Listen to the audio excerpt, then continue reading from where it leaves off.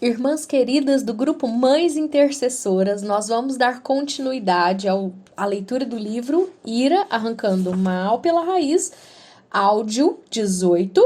Vamos continuar falando sobre arrependimento, o caminho para erradicar a ira do coração. E agora, nossa resposta: arrependimento dos desejos de um coração irado. Como deveríamos responder a essa gloriosa oferta de graça que Deus faz a pessoas iradas?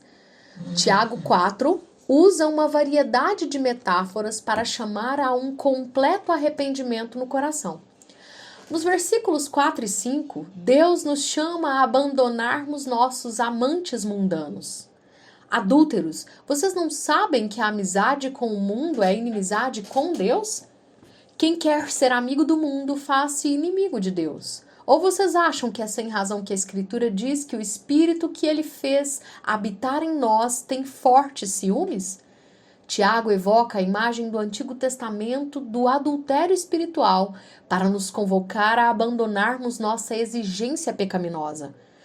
Embora os falsos conselhos e os encantos enganosos do mundo não possam causar o pecado, eles podem moldar e estimular nossos desejos de forma poderosa. O flerte de João e Júlia com as exigências de seus próprios corações, aquilo que erroneamente pensam que devem receber um do outro, põe em perigo sua fidelidade a Deus e de um para com o outro. Tiago nos exorta a pararmos de fazer amigos e cometer adultérios com as mentiras. Nos versículos 6 a 10, Deus nos convoca a nos arrependermos de nossos desejos dominantes, pecaminosos. Tiago lança uma saraivada de ordens específicas.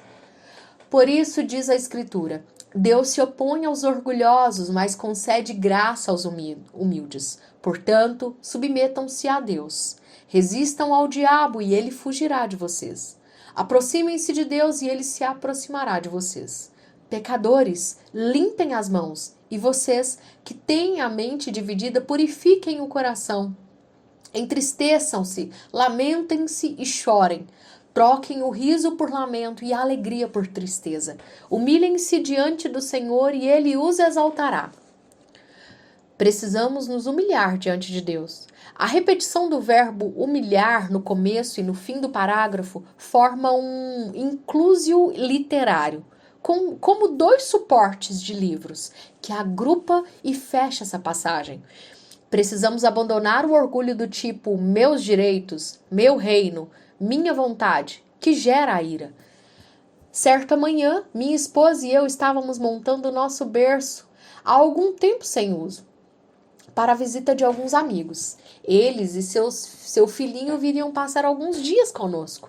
Armados com nossas chaves de fenda, ela do lado direito e eu do esquerdo, nos esforçávamos para completar nossa tarefa. Quando Lauren terminou sua parte na tarefa, percebeu que eu estava lutando com um problema. Eu estava indo meio devagar. Depois descobrimos que um dos buracos para o parafuso havia sido tapado. Ela inclinou-se inocentemente para me perguntar se podia ajudar. Respondi de modo ríspido e zangado. Não preciso de ajuda. E continuei meu fútil trabalho, soltando fumaças pelos ouvidos. Eventualmente, terminamos o trabalho juntos, em gélido silêncio. Mais tarde, durante o dia, refleti sobre o incidente. Por que eu havia explodido com ela? Por que usei palavras ásperas? Por que a temperatura havia subido tanto?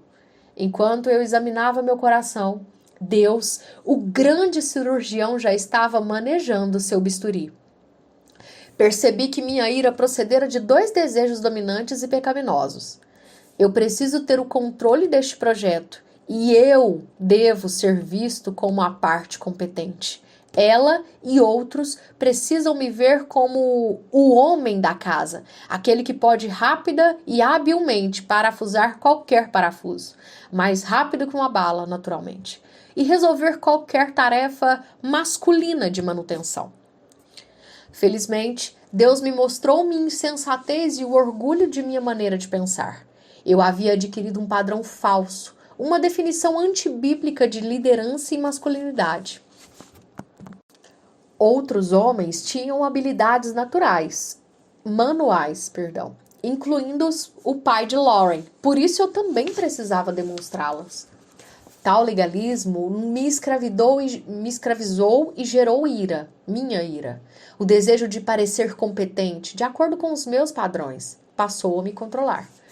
Pela graça de Deus, eu me humilhei e pude perceber que a verdadeira masculinidade não consiste em papéis socialmente determinados. Envolve edificar e encorajar minha esposa. Também envolve assumir responsabilidade pela execução de tarefas domésticas, aperfeiçoando minhas habilidades manuais onde possível e aprendendo com minha esposa, juntos, como montar berços. Eu busquei o perdão dela e reconciliamos a tensão. Até demos boas risadas depois. Concordamos que eu não deveria largar meu emprego para me tornar carpinteiro. Voltando ao Tiago 4, vemos no versículo 7 que o arrependimento inclui submetermos-nos a Deus e nos aproximarmos dele. É necessário lavar as mãos e purificar o coração. Mas uma maneira de descrever o arrependimento interno e comportamental, ou o arrependimento de fruto e raiz, as ervas daninhas da ira precisam ser arrancadas pela raiz. Tiago corretamente vê cristãos irados como pecadores salvos que precisam de contínuo arrependimento. Como Paulo em Romanos 7, somos pessoas de mente dividida, com lealdades divididas entre Deus e o eu, ídolos. Tiago 1, 6-8. Precisamos nos entristecer, lamentar e gemer. O arrependimento é um assunto sério e se expressa por meio de uma profunda tristeza com respeito ao pecado. O versículo 7 olha para outro ângulo. Resistam ao diabo e ele fugirá de vocês. Tal como o mundo, o diabo não causa a nossa ira, mas estimula os desejos pecaminosos. Nossa carne que a causam. Note a íntima conexão entre nossos corações pecaminosos e Satanás, em Efésios 2, verso 1-3, 4, 26 e 27, Tiago 3, 15.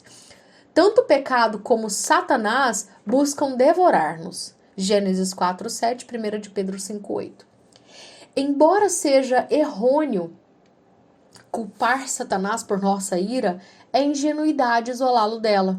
Ambos os extremos são perigosos. Qual é o nosso modo de guerrear contra o diabo? Observe o verbo que o descreve: resistir. A ordem mais frequente nas epístolas para a atitude do cristão ao enfrentar Satanás. Veja também Efésios 6, 10-18, 1 Pedro 5, 8 e 9. Nem Tiago, nem qualquer outro escritor das epístolas nos ordenam exorcizar ou repreender o diabo e seus demônios.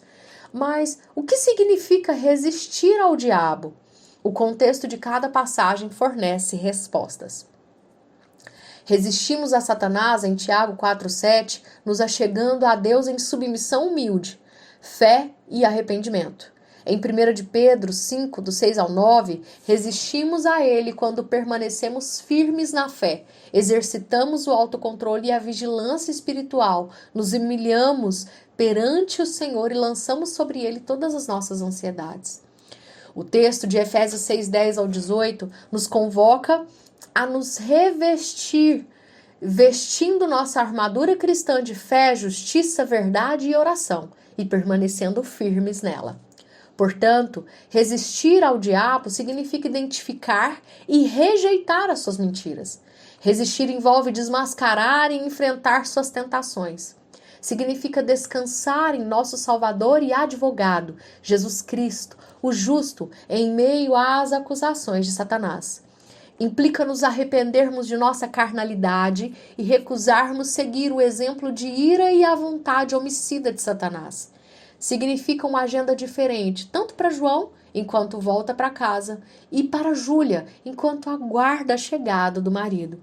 Finalmente, nos versículos 11 e 12, Deus ordena que você pare de brincar de Deus e se recuse a usurpar prerrogativas exclusivas dele.